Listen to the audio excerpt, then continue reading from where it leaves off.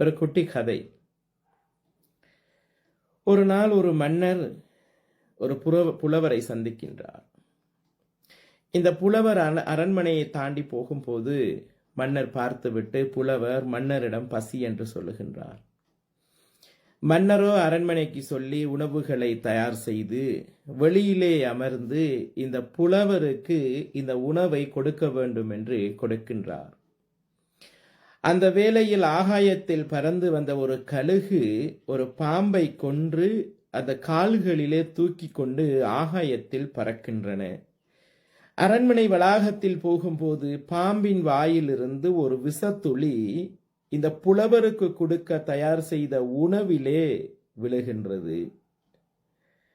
மன்னர் அதை கவனிக்கவில்லை. மன்னர் இந்த உணவை அந்த புலவரிடத்திலே கொடுக்கின்றார்.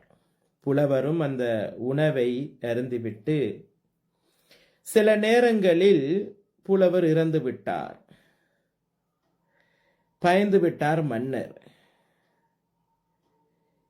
மேலோகத்திலே இருந்த யமதர்மராஜாவிடம் சித்திரகுப்தர் கேட்கின்றார், ஐயோ, தவறு நடந்து விட்டது, இதற்கு யார் காரணம் என்று கேட்கின்றார்.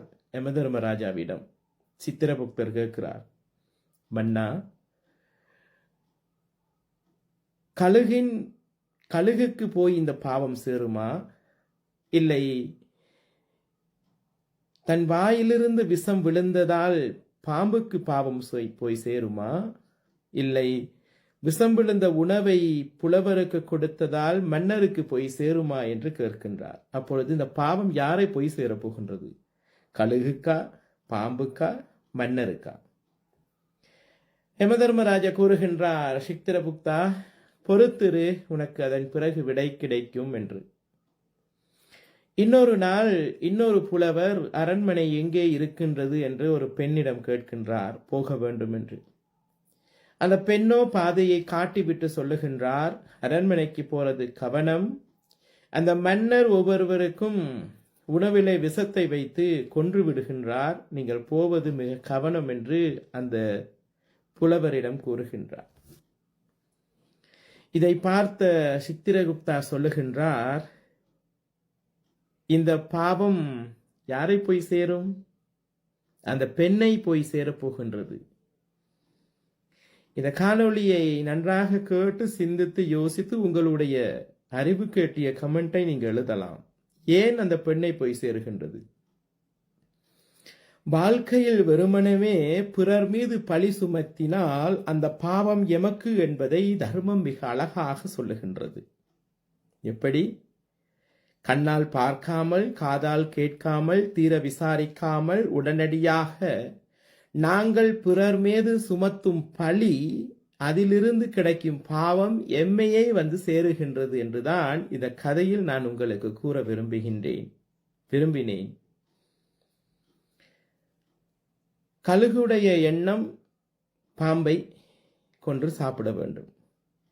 கழுகு என்ன செய்தது? பாம்பை கொன்றது, தூக்கி கொண்டு போய் கொண்டிருக்கின்றது. பாம்பின் நாவிலே இருந்த விஷம் கீழே விழுந்தது, பாம்புக்கு தெரியாது. கீழே விழும்போது மன்னன் கையில் இருந்த உணவு தட்டில் அது விழுகின்றது, மன்னருக்கும் தெரியாது.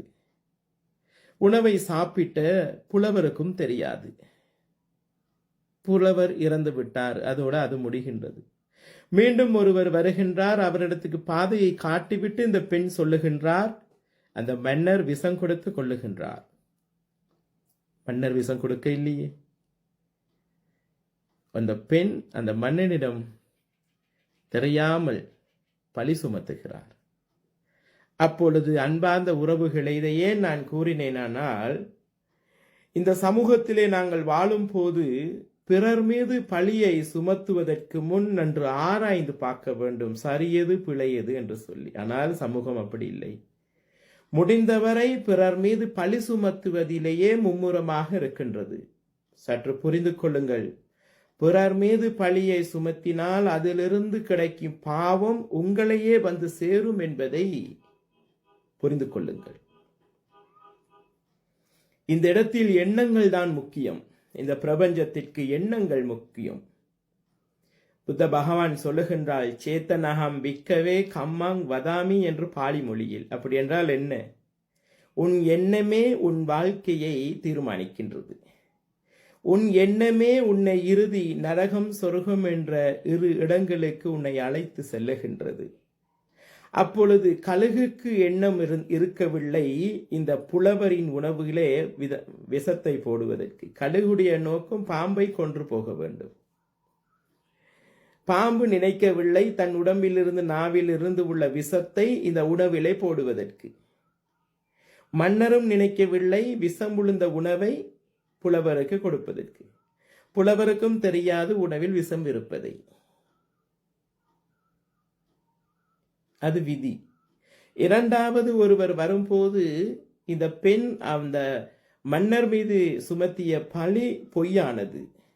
அப்படி என்றால் இந்த பெண்ணுடைய எண்ணம் எதுவாக இருந்தது? மன்னர் பிழையானவர், இவரை பற்றி பிழையானவர் என்று சொல்ல வேண்டும் என்று. ஆனால் மன்னர் பிழையானவர் அல்ல.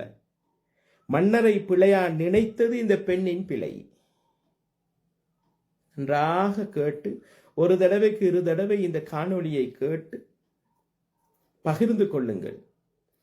உங்களுடைய அறிவு கட்டிய கமெண்டை நீங்கள் எழுதலாம். இதிலிருந்து நீங்கள் ஒன்றை புரிந்து கொள்ளுங்கள். பிறர் மீது நாம் பழி சுமத்த கூடாது. பிறர் மீது நாம் யோசிக்காமல், சிந்திக்காமல், பார்க்காமல், தீர விசாரிக்காமல் பழி சுமத்தக்கூடாது. பிறர் மீது பழி சுமத்தும் அளவுக்கு, பிறரை குறை சொல்லும் அளவுக்கு நாம் யாரும் நல்லவர்களும் இல்லை, குறையில்லாதவர்களும் இல்லை. இதை புரிந்து கொண்டால் வாழ்க்கை சிறப்பு. ஆகையால் எண்ணம் போல் வாழ்க்கை. சிந்தனைகள் சரியாக இருந்தால், எண்ணங்கள் சரியாக இருந்தால் வாழ்க்கையும் சரியாக இருக்கும்.